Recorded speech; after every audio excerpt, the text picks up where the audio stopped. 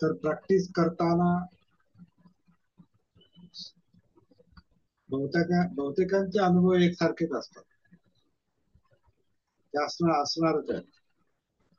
पहिला जो अनुभव आहे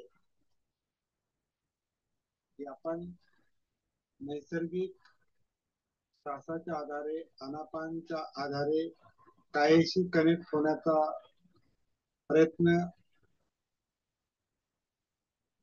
करतो, पण ते निरंतर होत नाही, सलग होत नाही.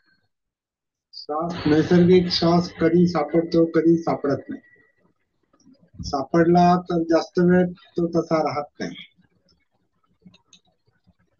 सर श्वास जरी तुमचा माईक थोडा जवळ घेतला तर बरं होईल. ते आवाज आहे ना कधी जास्त येतो आणि कधी कमी येतो लगेच. आवाज येत नाही का? बाकीच्यांची काय नाही, अडचण आहे आवाज का? येतो पण कमी जास्त होतो. तुमचं ते जे माईक आहे ना, माईक असा याच्या जवळ घ्या ना तुम्ही, असं थोडं. हा माईकचा प्रश्न नाही, हा टेक्निकल प्रश्न आहे. परंतु काळजी करू नका, मी दुसरं पण रेकॉर्डिंग मोबाईलवर चालू ठेवलेलं आहे. इथे जरी तुम्हाला फक्त थोडस ऐकायला आलं तरी चालेल, बाकीचं रेकॉर्डिंग आपल्याला फोनवरचं जे आहे ते क्लिअर ऐकायला येईल. इथं माझे शब्द अजिबात पोहोचत नाहीत का, असं मला एकदा सांगा. अजिबात पोहोचत नाही शब्द? हा, ऐकायला येतात, बारीक होतात पण ऐकायला येतात सर. हा, बारीक होतात, मोठा होतात, तो टेक्निकल प्रॉब्लेम आहे हा झूमचा आणि आपल्या याचा.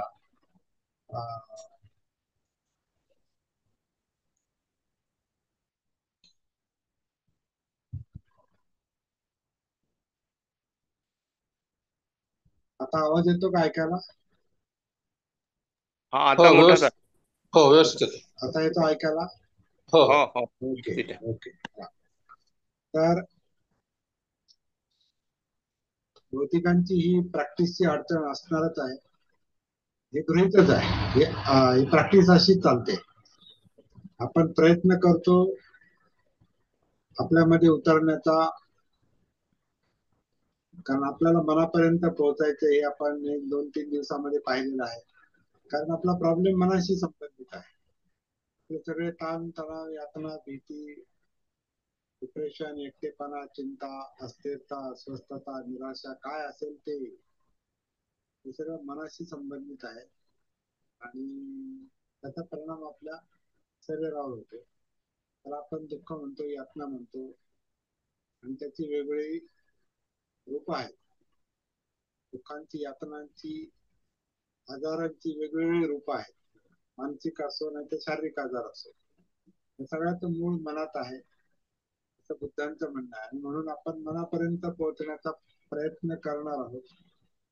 आणि मन हे शरीरामध्ये आहे.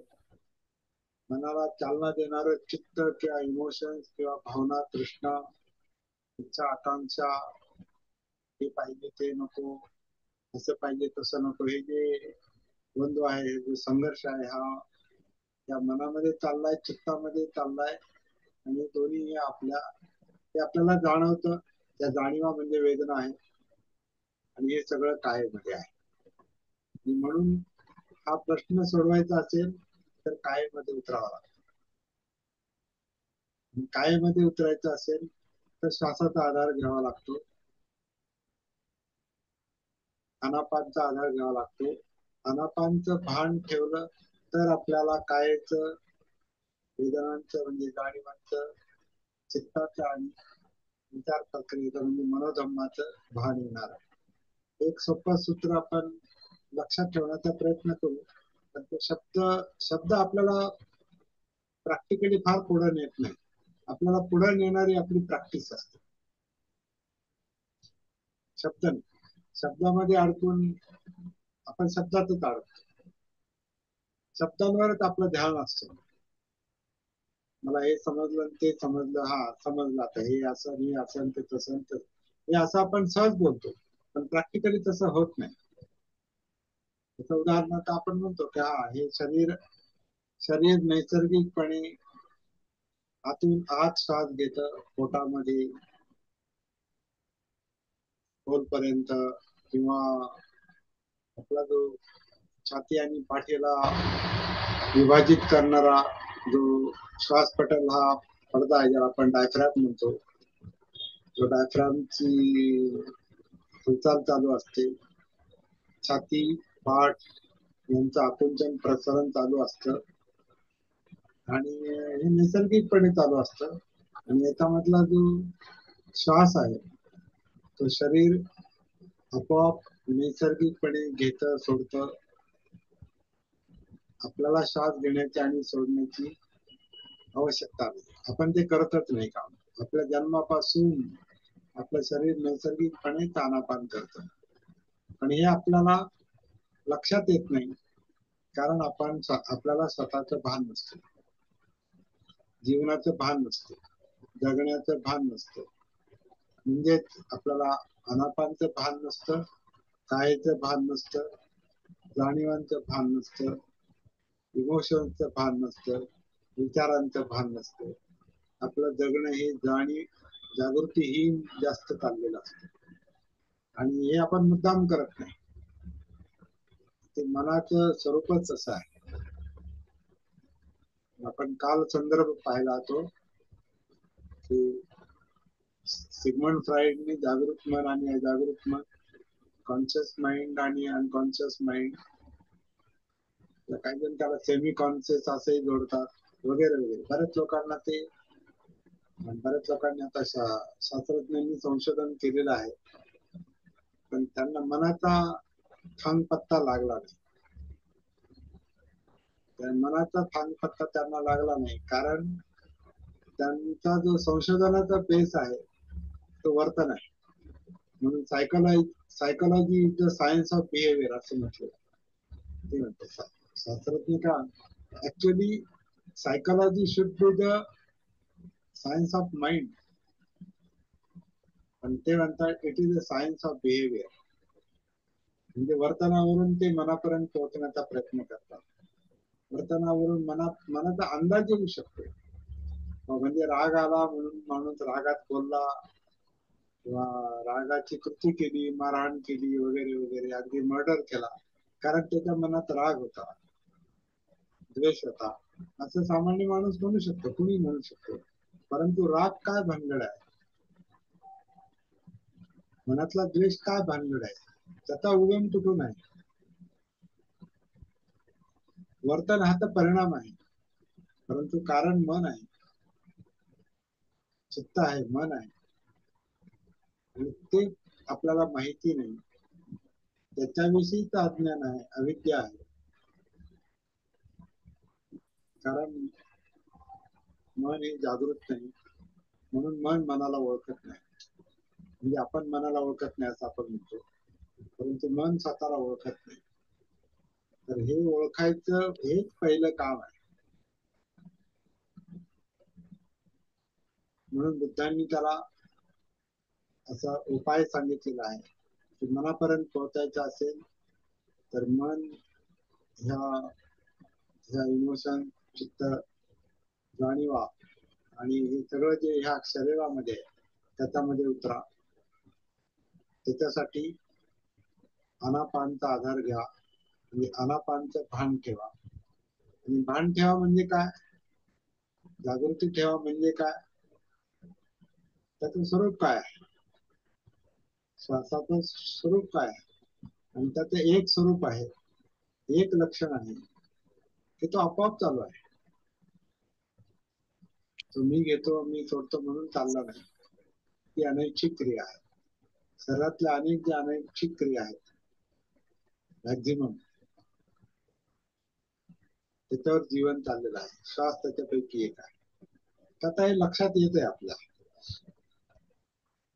बऱ्याच लोकांच्या आहे, कारण याला काय खूप असं फार बुद्धी पाहिजे आणि वगैरे असं काही नाही. फक्त ते लक्षात येईपर्यंत त्याचं स्वरूप लक्षात येईपर्यंत थोडा वेळ जातो. म्हणजे भानावर येण्यासाठी थोडा वेळ जातो, पण ते समजतं. परंतु इथून आपल्या चर्चेची आज सुरुवात झाली, परंतु हा नैसर्गिक श्वास जरी लक्षात आला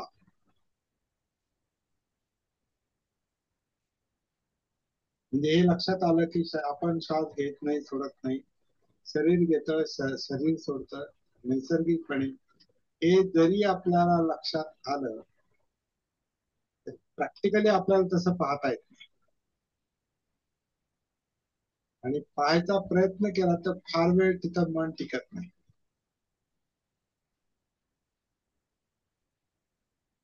म्हणून आपण हरवतो. उदाहरणार्थ आत्ता आपण त्या विषयावर विचार करतो, त्या विषयाच्या संपर्कात आहोत, म्हणून आत्ता काही क्षण आपल्याला तो नैसर्गिक श्वास जाणवेल. आपलं हे सत्र संपलं, आपण दुसऱ्या व्यावहारिक जगामध्ये पडलो गेलो की विसरतो, मन विसरत. हे त्याचं लक्षण आहे. मनाचं लक्षणच असं आहे की ते विसरतं. विसरणं ही गोष्ट फार मोठी आहे. त्यालाच अनकॉन्शियस माइंड म्हटलेलं आहे, अजागृत मन म्हटलेलं आहे, त्यालाच अविद्या म्हटलेलं आहे. Not knowing. समजत नाही, दिसत जाणवत नाही, ते लक्षात येत नाही, समजत नाही. तर तो मनाचा भाग फार मोठा आहे. तो त्याच्या अजागृत स्वभावामुळे, अनकॉन्शियस मुळे. आणि आपली ही जी सती साधना आहे, जागृतीची ही जी प्रॅक्टिस आहे, it is the conversion of unconscious mind into conscious mind. अजागृत मनाचं जागृत मनामध्ये रूपांतर करण्याची ही साधना आहे, असं मी म्हणतो. आधुनिक भाषा बोलतो. जागृतीची कार्यशाळा आहे, त्याच्यासाठी आपली चाललेली आहे. हळूहळू एक एक गोष्ट लक्षात येत जाईल, म्हणजे थेअरी लक्षात येत जाईल, आणि प्रॅक्टिकली ते डिफिकल्ट का असतं, तर मन हे अनेक विषयांनी व्यापलेलं असतं. मन हे इंद्रियांच्या जगामध्ये जास्त वावरतं. म्हणजे डोळे, कान, नाक, जीभ, त्वचा, ह्याच्या मनात ह्याच्या विषयीचे विचार जास्त असतात मनात. मी आज असं पाहिलं आणि असं ऐकलं आणि हे खाल्लं आणि हे आता गंध, आणि आज फार गरम होत आणि आता जरा बरं आहे, सकाळी फार, म्हणजे आपलं जे सगळं जे काही मनातले विचार आहेत ते इंद्रियजन्य अनुभवावर आधारलेले आहेत. इंद्रियामुळे ते परिणाम होतात मनावर आणि आता शरीरावर. त्याच्यावर मनाचं कार्य चाललेलं असतं. आणि हे मन इंद्रियांच्या जगामध्ये किती व्यापलेलं असतं, हा एक फार मोठा विषय आहे. कारण डोळ्याचं पाहणं म्हणजे डोळ्याचे विषय एकच नाही, दोन नाही, तीन नाही, चार नाही, असंख्य आहे. आता तुमचे डोळे जरी तुम्ही इकडे तिकडे फिरवले तर अनेक गोष्टी दिसतील. आता तुम्ही मोबाईलवर असाल, मी इथं कॉम्प्युटरच्या स्क्रीन समोर आहे आणि तुम्ही सगळ्यांची नावं मला इथं वाचायला मिळतात. चेहरे दोघा तिघांचेच आहेत, परंतु नावं सगळ्यांची आहेत. म्हणजे माझ्या डोळ्यांना ही चित्र दिसतात. आता ही जी चित्र मला दिसतात, सुनील साळे असतील किंवा निरंजन धानके सर असतील किंवा अशोक असतील किंवा अनिल गायकवाड, सुभाष आल्हाट, विठ्ठल सोळवणे, भूषण सोळवणे, यांची आता काहींचे चेहरे माझ्या समोर नाहीत पण नावं आहेत.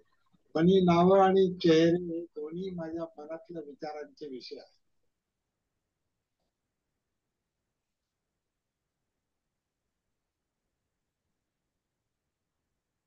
असे किती विषय असतात आपल्या नुसत्या डोळ्यांचे जर विचार केला तर. इकडे मोबाईल पण माझा चालू आहे, माझ्या टेबलवर वस्तू पडलेल्या आहेत, माझ्या इकडे तिकडे लक्ष गेलं तरी ते विषय माझ्या मनात येणार.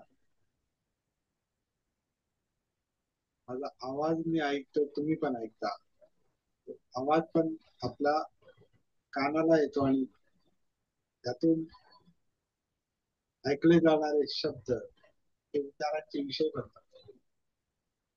त्याच्यातून वेगवेगळ्या भावना क्रिएट होतात, चित्त क्रिएट होतं.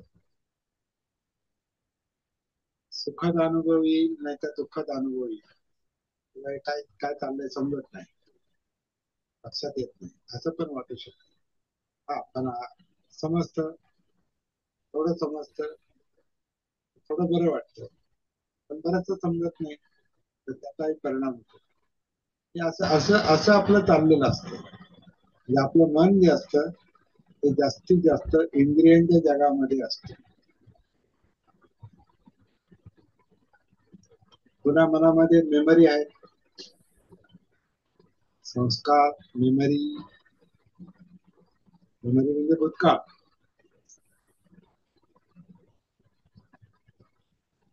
भूतकाळ म्हणजे काय, मगाशी काय झालं आणि दुपारी काय झालं आणि सकाळी काय झालं आणि काल काय झालं, परवा काय झालं, आठवड्यापूर्वी काय झालं, महिन्यापूर्वी काय झालं, वर्षापूर्वी काय झालं आणि 50 वर्षापूर्वी काय झालं आणि 70 वर्षापूर्वी, 70 वर्षापर्यंत काय झालं, हा माझ्या मनातला विषय. म्हणजे मन हे मेमरीनुसार काम करतं. मन हे चित्तानुसार काम करतं. इमोशन्स, इच्छा, गरम होतं तर गरम व्हायला नको, काहीतरी कूलर लावलं पाहिजे किंवा पंखा थोडा वाढवला पाहिजे, किंवा जास्त हवा लागत असेल तर कमी केला पाहिजे. म्हणजे ही जी परिस्थिती आहे, ही परिस्थिती मला विचार करायला भाग पाडते, आणि तशा भावना निर्माण होतात. ते सुखद असतील किंवा दुःखद असतील किंवा न्यूट्रल असतील, तर हे मनाचं काम हे अशा प्रकारे चाललेलं असतं. या सगळ्यामध्ये मन व्यस्त असतं, आणि मन व्यस्त असतं म्हणून ते सहजासहजी आनापानची सती करत नाही, करू शकत नाही. म्हणून आनापान सतीची प्रॅक्टिस, साधना ही मनाला वळण लावणारी आहे, मनातल्या अनावश्यक गोष्टींचा प्रभाव कमी करणारी आहे, मनाची पळापळ कमी करणारी आहे, मनाला भानावर आणणारी आहे, आणि त्यातला गोंधळ कमी करणारी आहे. मनातला गोंधळ कमी केला, कमी झाला, नॅचरली होतो, तो करण्याची गरज नाही. जसं भान येत जातं, सती येत जाते, वाढत जाते, तसं मनातला गोंधळ आपोआप कमी होतो. तिथं गोंधळ कमी कमी कमी कमी कमीत कमी, एकाग्रता जास्त. एकाग्रता ही कृत्रिमतेने मिळत नाही. तुम्ही ध्यानामध्ये एकच विषय घेतला आणि त्याच्यावर फोकस केला तर ते तात्पुरती एकाग्रता मिळते, परंतु परमनंट एकाग्रता मिळू शकत नाही. म्हणून बरेच लोक म्हणतात ध्यान लागत नाही. लागणारच नाही. ध्यान लागत का नाही? कारण मनातली पळापळ, धावपळ, मनाची चंचलता कमी होण्यासाठी आपण प्रयत्न नाही करत, आपण त्याला दाबण्याचा प्रयत्न करतो. ध्यानाच्या आधारे आपण एका विषयावर मनाला गुंतवण्याचा प्रयत्न करतो, आणि इकडे तर मनाची पळापळ चाललेली असते, कारण ते चंचल आहे. स्पंदनं चपलं चित्तं दुरखं दुर्निवारय. ते चंचल आहे, ते पळापळ करणार आहे, त्याचं निवारण करणं कठीण आहे, त्याचा स्वभावच तसा आहे. तर त्या स्वभावावर काम करायचं असेल तर त्या मनाचं भान आलं पाहिजे, सती आली पाहिजे. म्हणून सती सांगितलेली आहे. मनाचं भान ठेवण्याऐवजी मनाला जर दुसरीकडे गुंतवलं तर ते सगळे प्रश्न जे ते हाईड होतात, ते लपले जातात, आणि असा गैरसमज निर्माण होतो की काय प्रॉब्लेम नाही. त्यांना मन ध्यानात गुंतलेलं असतं, मनोरंजनात गुंतलेलं असतं. आपल्याला मनोरंजन करताना किंवा ध्यान करताना आता काही प्रॉब्लेम नाहीत आपल्याला, असं क्षणभर वाटतं.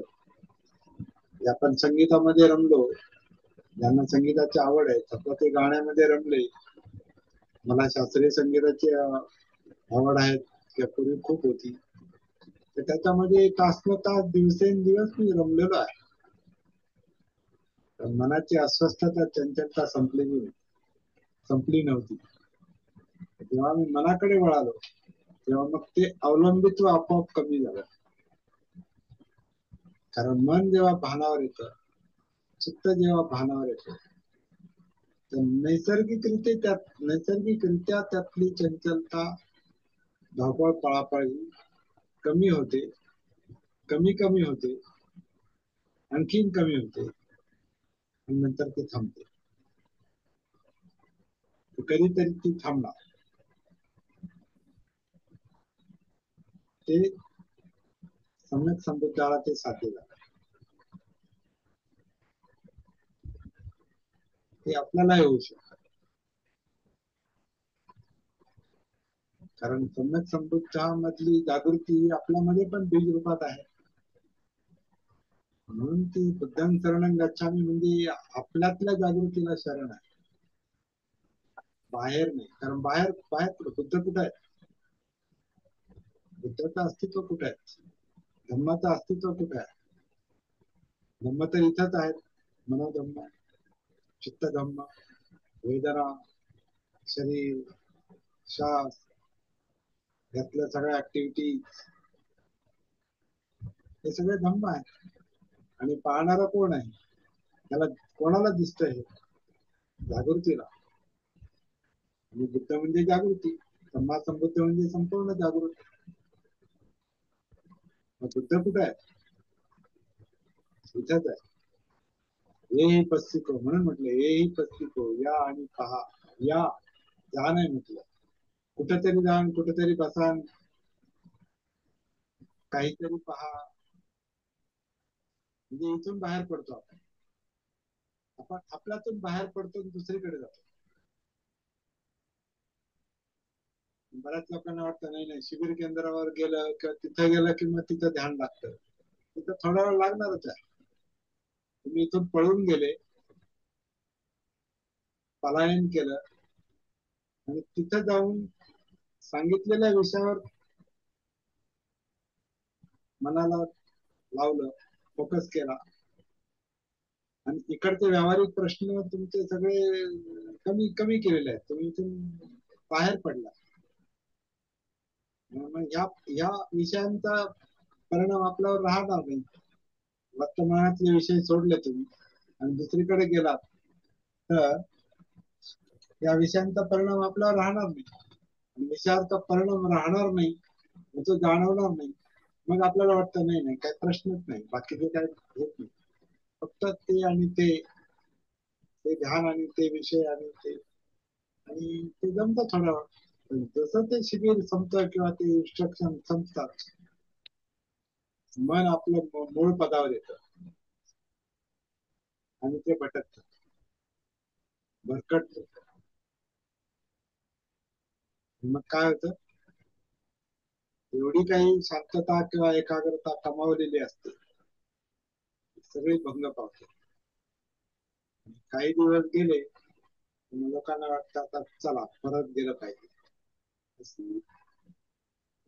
40-40, 50-50, 60-60 वर्ष, 50 वर्ष, 50 वर्ष तर ध्यान साधना करणारे, नुसते पळणारे लोक मी पाहिलेले आहेत. शांततेसाठी पळणारे लोक, शांततेसाठी अशांत होणारे लोक मी पाहिलेले आहेत.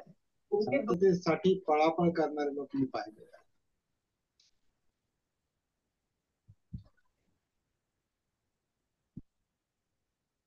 व्हिडिओ बंद करा. कमेंटवर बसलेले आहेत.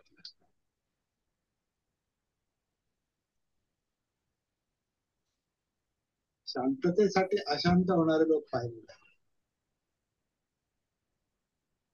त्यांची चूक नाही, त्यांच्या ते लक्षात आलं नाही की काय केलं पाहिजे.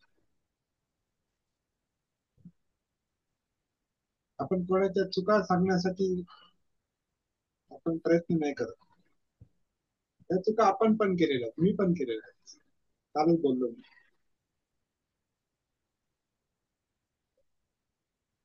त्या चुकाचा अपराध बाळगण्यापेक्षा किंवा चुकांनी खचून जाण्यापेक्षा, निराश होण्यापेक्षा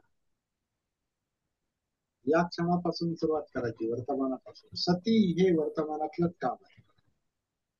आत्ताच बघायचं, आत्ताचा श्वास, आत्ताच्या जाणीवा, आत्ताच्या काळातल्या जाणीवा, हालचाली,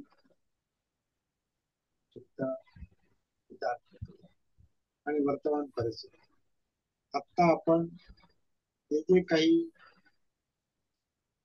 पाहतो, जे पाहतोय, तो माझा विषय आहे भानावर येण्याचा. मला काय काय दिसतंय आता आणि त्याला धरून माझ्या मनात काय विचार, इमोशन तयार होतात, हा माझा वर्तमानातला विषय आहे. जीवनाचं जे जगणं आहे, आपलं जे जगणं आहे, हे वर्तमानातच चाललेलं असतं. भूतकाळात नाहीत आपण वर्तमानात आहोत. आपण भविष्य काळात नाही आहोत, आपण वर्तमानातच आहोत. जगणं ही वर्तमानाचंच नाव जगणं आहे. जगलो ते गेलं.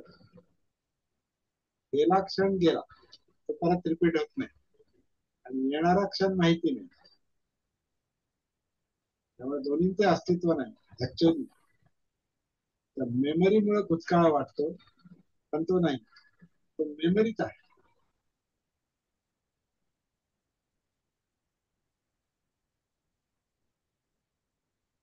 भूतकाळातील ज्या गोष्टींनी आपल्याला डिस्टर्ब केलेला आहे, तो काळ गेला, परंतु त्याच्याविषयीचे डिस्टर्ब करणारे विचार आणि भावना आपल्याला आता वर्तमानात डिस्टर्ब करू शकतात. आणि हे मनाच्या लक्षात येत नाही, कारण ते भानावर नाही, जागृत नाही. ते जागृत झालं, मन भानावर आलं, चित्त भानावर आणि थाऱ्यावर आलं, त्याच्या ते लक्षात येतं, ते गेलं, ते परत रिपीट होत नाही.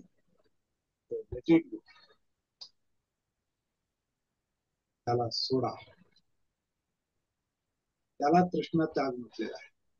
त्याग आहे, सोडलं तरच ती शांतता शक्य आहे. धरून ठेवलं,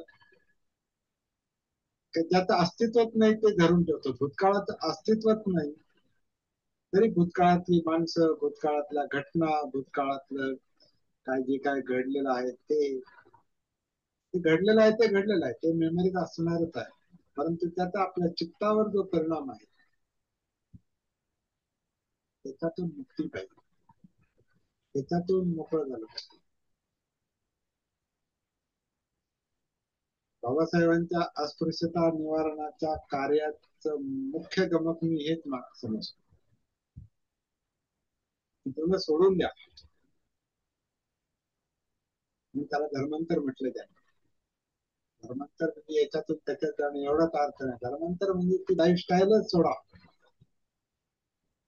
त्याचा आपल्यावर दुष्परिणाम होतो, लाईफस्टाईल सोडा. ते जगणं, तशा प्रकारचं वागणं, जगणं, विचार, इमोशन सोडा. जिथं तुमच्यावर तसा परिणाम होतो ते लोकेशनही सोडा, ती जागाही सोडा. म्हणून बाबासाहेब म्हणायचे, खेडी सोडा, महारवाडे सोडा आणि शहरात या. त्याचा लोकांवर, आपल्यावर काय परिणाम झाला हे आपण अनुभवतो. परिस्थिती बदलल्यामुळे सुद्धा माणसाच्या मनावर जो परिणाम होतो त्याचा खूप मोठा लाभ होतो. बाबासाहेबांच्या काळात हे देखील एक गमक आहे की बाबासाहेब जे सांगायचे ते सगळं ते जागृतीचे संदेश आहेत. ते सगळे बाबासाहेबांची पद्धती वस्तुनिष्ठ होती, ऑब्जेक्टिव्ह.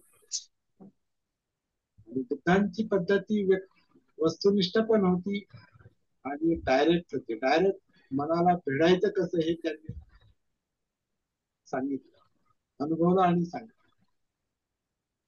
म्हणून बाबासाहेब म्हणायचे, बुद्ध माझ्यापेक्षा 100 वर्षांनी पुढे आहे. का?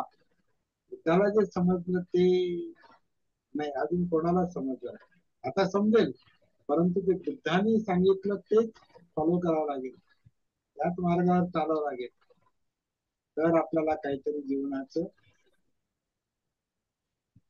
लग्नाचं सफलता मिळणार. म्हणून बाबासाहेब म्हटले होते 36च्या भाषणामध्ये, धर्मांतर हा जीविताच्या साफल्याचा प्रश्न आहे. त्या जीवनाला यशस्वी कसं करायचं याच्यासाठी हा विषय आहे. म्हणून बुद्धाच्याच मार्गाने जा हा त्या 36च्या भाषणाचा संदेश दिलाय. बघा अजून पुढे 20 वर्षानंतर ते बौद्ध धर्म स्वीकारणार होते, परंतु 36च्या भाषणाचा कोण पतीचा जो एंड आहे, शेवट आहे, तो बुद्धाच्या मार्गाने जा म्हटलेला आहे. स्वयं प्रकाशित व्हा वगैरे वगैरे. सतीचा विषय हाच आहे. पण डायरेक्ट मेथड जी आहे स्वतःच्या जीवनाशी आपल्याला डायरेक्ट कनेक्ट व्हावं लागतं. आणि आपलं जीवन हे आपल्या कायमध्ये आहे, या धडामध्ये. म्हणून धडामध्ये उतरावं लागतं, या कायेमध्ये उतरावं लागतं. त्याला कायानुसती म्हणतात. कायानुसती जी आहे ती पद्धतशीरपणे सुरू होण्यासाठी त्या कायेतला जो एक भाग आहे, एक सिस्टम आहे, ती आनापान आहे. त्या आनापानच्या त्या श्वासोच्छ्वासाच्या म्हणजे वर्तमानात चाललेल्या श्वासोच्छ्वासाचं भाग, आत्ताच आन, आत्ताच अपान. अपान हे मागचं पुढचं नाही, आत्ताच. आत्ता नंतर पण आत्ता, त्याच्यानंतर पण आत्ता. प्रेझेंट मधलंच काम आहे ते, वर्तमानातलं काम आहे, मागचं पुढचं काम नाही. आणि मग वर्तमानातली वर्तमानातला जाणीवा, वर्तमानातलं चित्त, वर्तमानातली विचार प्रक्रिया, हे सगळं वर्तमानातलंच काम आहे. हे वर्तमानाचं भान आहे, म्हणजे जगण्याचं भान आहे.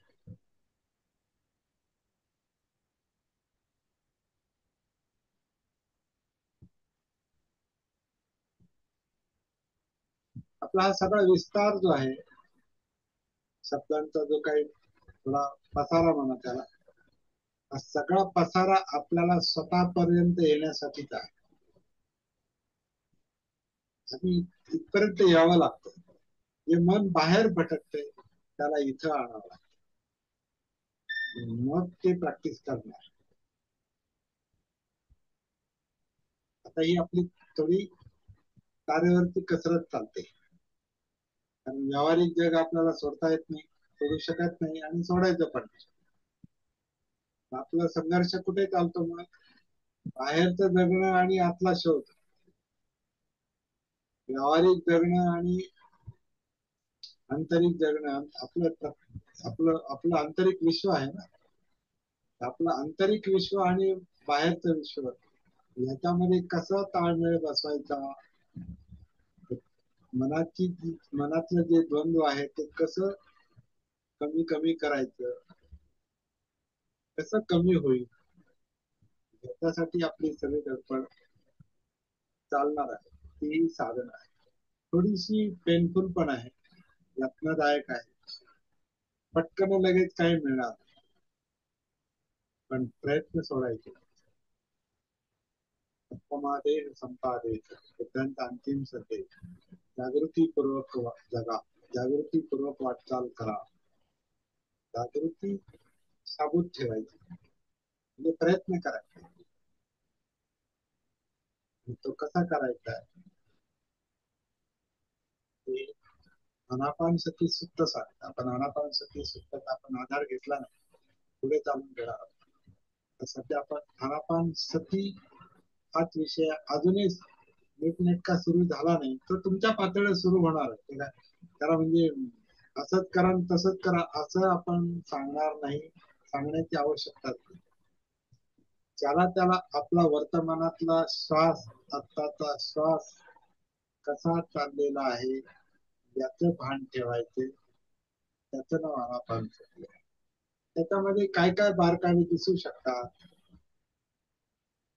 त्याचं विश्लेषण आनापान सती सुक्तामध्ये थोडस केलेलं आहे. परंतु मला असं वाटतं की त्याच्या आधारे प्रॅक्टिस नाही होऊ शकत. प्रॅक्टिकल गोष्ट ही प्रॅक्टिकलच आहे. प्रॅक्टिकल म्हणजे ज्याने त्याने करायचे आहे. तुम्ही तुमच्यासाठी प्रॅक्टिस करायची, मी माझ्यासाठी प्रॅक्टिस करणार. माझ्यासाठी तुम्ही प्रॅक्टिस करू शकत नाही, तुमच्यासाठी मी करू शकत नाही किंवा तुम्ही करू शकत नाही. म्हणून इथं गुरु शिष्य परंपरा पण नाही. बुद्धाने स्वतःला कल्याण मित्र म्हटलं आणि कल्याण मित्रच निर्माण केले काउन्सिलिंग मधून. मी त्याला सती काउन्सिलिंग म्हणतो. जागृतीचा अनुभव घ्या आणि जागृती लोकांशी बोलण्याचा प्रयत्न करा. जागृती बोला, शिकवू नका. लोकांना शिकवायचं नाही. शिकवलं का लोकांना कोणाला आवडत नसतं, कोणालाही शिकवायला आवडत नाही. लहान पोराला पण आवडत नाही शिकवलेलं, पण ते आता त्याचा इलाज नसतो म्हणून तुमच्या समोर ते बसतं किंवा मास्तर समोर बसतं. पण मुलाला कधी शाळा आवडत नसते. आपल्यालाही कोणाचं शिकवणं आवडत नसतं, आवडत नसतं.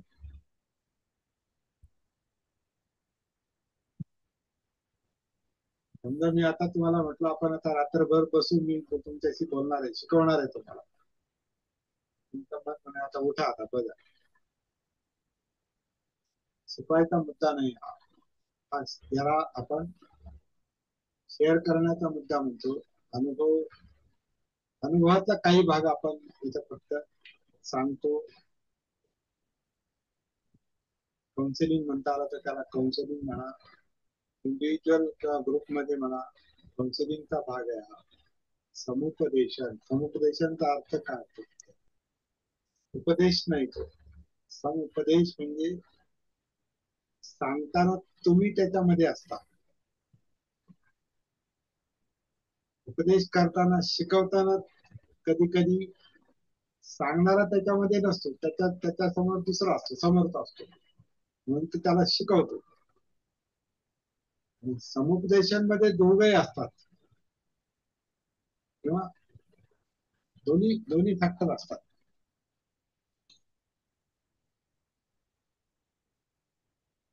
त्यामुळे हे शिकवायचं काम नाही, अनुभव घ्यायचा, तो जरा सखोल जाऊ द्यायचा आणि मग अनुभव कथन करण्याचा, सांगण्याचा. जेवढा अनुभव मिळाला तेवढंच बोलायचं दुसऱ्याशी. हे काम नंतर करायचंच आहे, पण सध्या आपल्याला प्रॅक्टिसवर भर द्यायचा आहे. आणि मला वाटतं वेळ थोडा जास्त झालेला आहे, परंतु माझा मुद्दा पूर्ण होईपर्यंत मला माझ्या घड्याळाकडे लक्ष होतं, परंतु मुद्दा अपूर्ण होता म्हणून मला थांबता आलं नाही. तर मी आता या ठिकाणी थांबतो आणि